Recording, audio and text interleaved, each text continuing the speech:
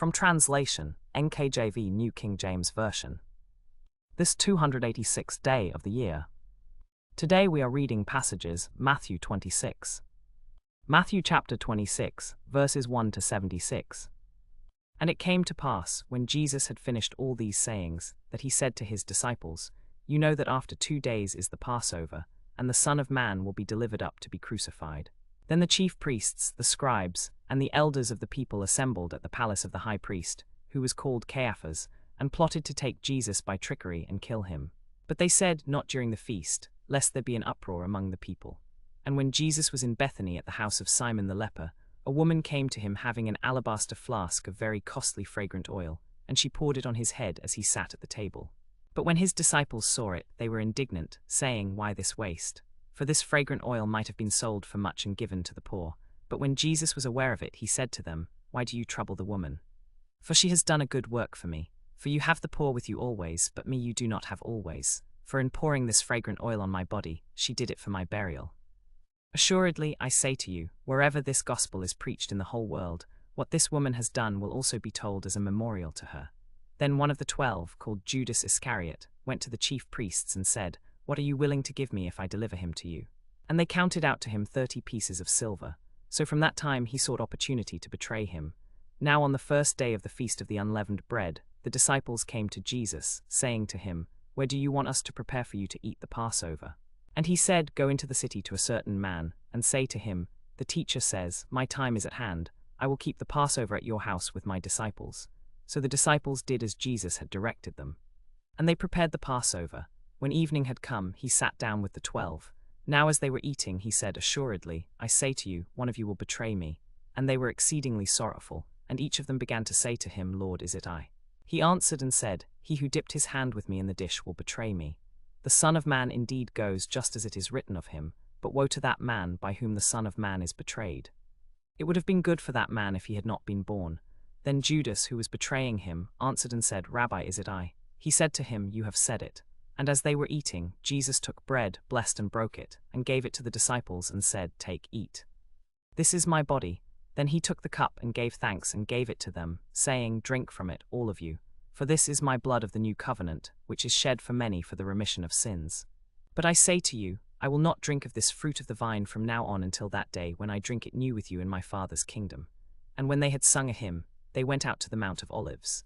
Then Jesus said to them, All of you will be made to stumble because of me this night, for it is written, I will strike the shepherd, and the sheep of the flock will be scattered. But after I have been raised, I will go before you to Galilee.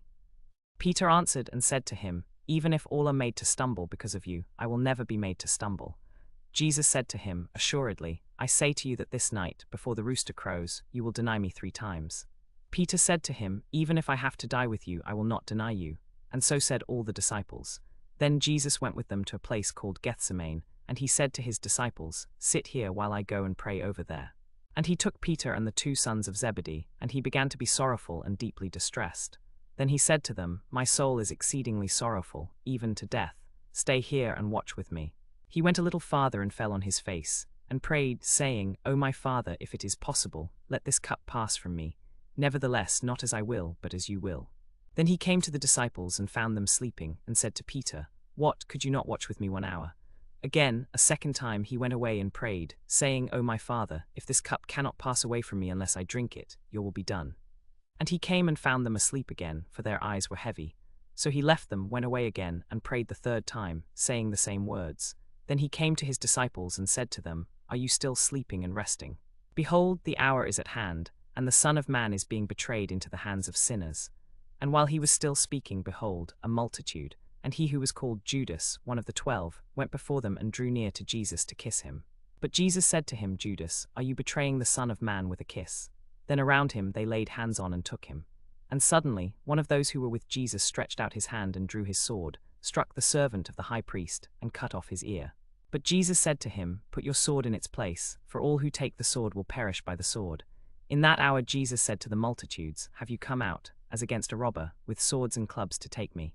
I sat daily with you, teaching in the temple, and you did not seize me. Now those who had taken Jesus led him away to Caiaphas the high priest, where the scribes and the elders had assembled. But Peter followed him at a distance to the high priest's courtyard, And he went in and sat with the servants to see the end.